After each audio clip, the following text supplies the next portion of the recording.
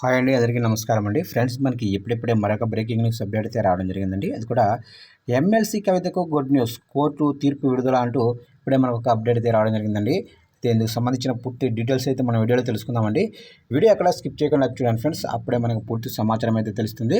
ఇక ముఖ్యంగా వీడియో నచ్చినట్లయితే లైక్ చేయండి ఫ్రెండ్స్. ఇక లేట్ చేయకుండా వివరాల్లోకి వెళ్ళిపోదాము.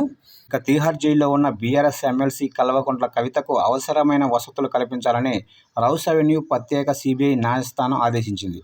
ఢిల్లీ మద్యం కేసులో ఆమె అరెస్ట్ అయ్యి ప్రస్తుతం జ్యుడిషియల్ రిమాండ్లో ఉన్నారు. ఇక కవితకు అవసరమైన కొన్నిటిని స్వయంగా ఏర్పాట్లు చేసుకునే వెసులుబాటును కల్పించింది. ఆమె ఏర్పాటు చేసుకున్న జపమాల, పుస్తకాలు, పెన్నులు, ఇతర వస్తువులను అనుమతించాలని ఆదేశించింది.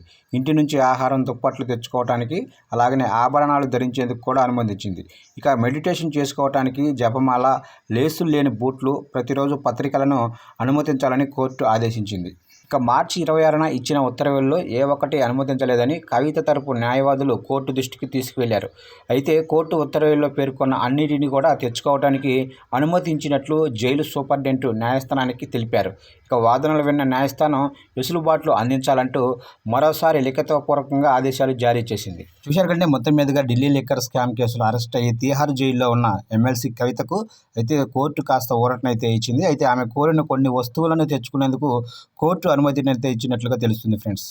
చూశారు ఫ్రెండ్స్, అప్డేట్ నచ్చినట్లయితే లైక్ చేయండి. ఇలాంటి ముఖ్యమైన అప్డేట్స్ కోసం ఇప్పుడే మన ఛానల్ని సబ్స్క్రైబ్ అయితే చేసి ఫాలో చేయండి ఫ్రెండ్స్.